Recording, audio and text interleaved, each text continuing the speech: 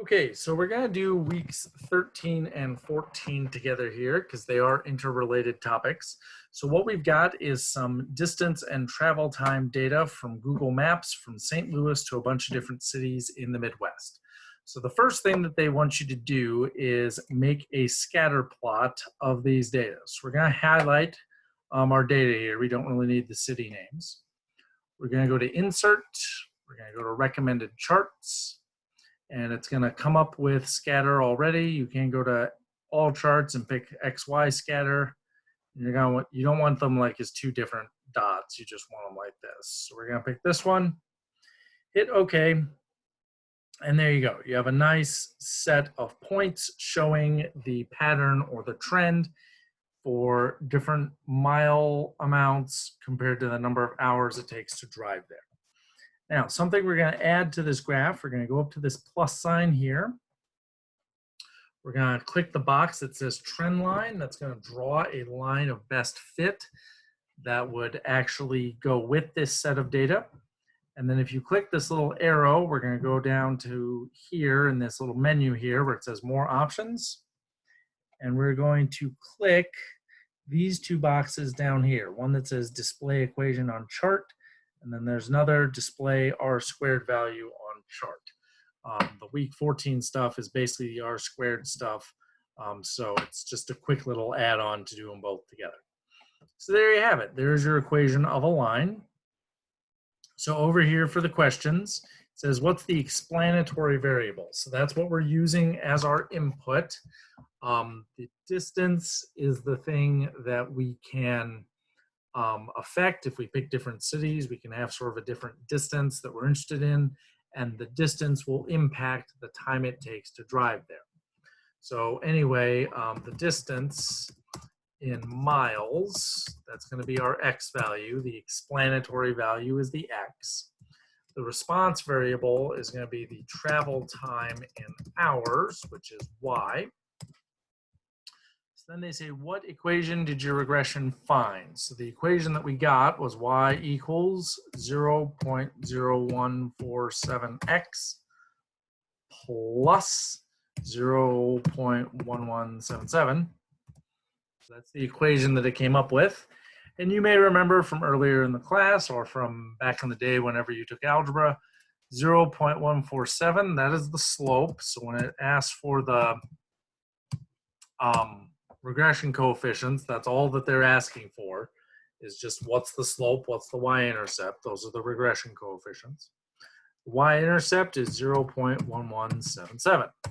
So there you go. You've got the equation of a line, and you've got the two regression coefficients, the slope, the y-intercept. So then they say, use the equation to predict the travel time to Nashville, which is 309 miles away.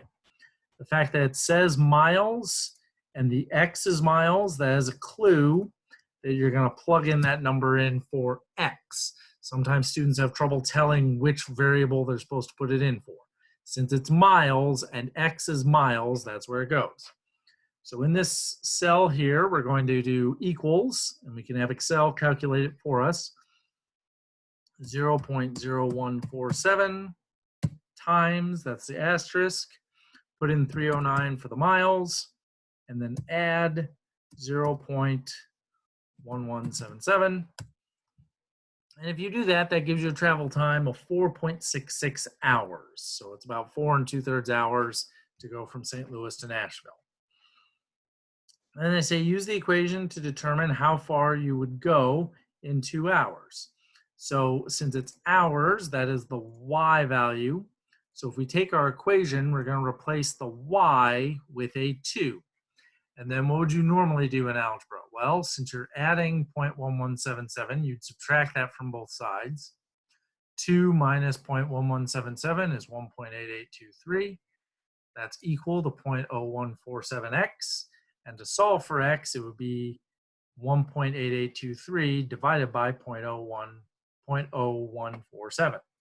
So let's find out what that is. That's going to equal 1.8823 divided by 0.0147. That gives you roughly 128 miles. How strong is the relationship? Well, there's two ways to decide that. Visually, a relationship is strong if the points are really close to the line. Another way to tell is if the r squared value is close to 1. Those are two different ways of saying it's a strong relationship.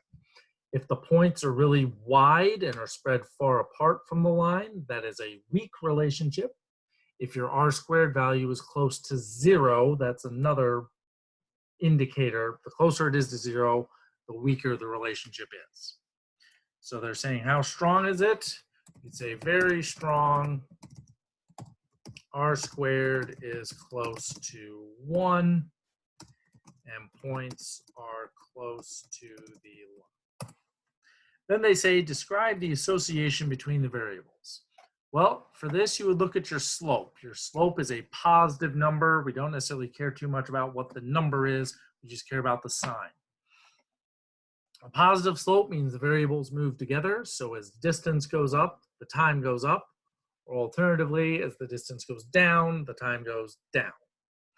A negative slope would mean that the variables go in opposite directions. So for instance,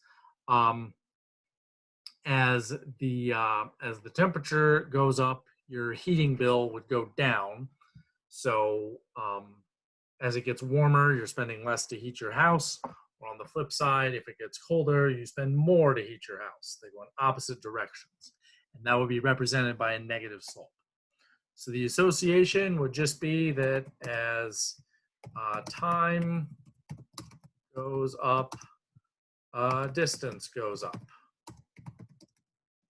So they move together. That's basically what they're driving at with that sort of question. Now, when it comes to the Pearson correlation coefficient, that is r squared. So the r, or the coefficient of determination, that's what r squared is. If you want the Pearson correlation coefficient, it's just straight up r. And so the way you would find that is you would square root r squared. So if I do square root, SQRT, it's the square root function.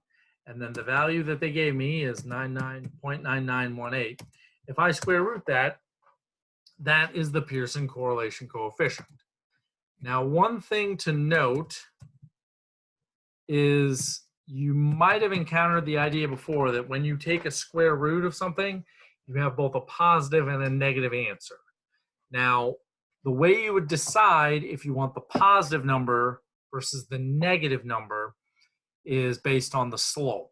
Since I have a positive slope, that's why I do the positive square root. If I had a negative slope, I would do the negative square root. So for this example, it would be negative 0.995892. So the sign of the Pearson coefficient should match the sign of the slope. So that, in a nutshell, is the things that you would need to know for weeks 13 and 14. How to make a scatter plot, how to get the trend line, how to get the equation, how to get the r squared, and then the r value, the Pearson coefficient. And then this is kind of a one-stop shopping for all the kinds of questions they might ask you.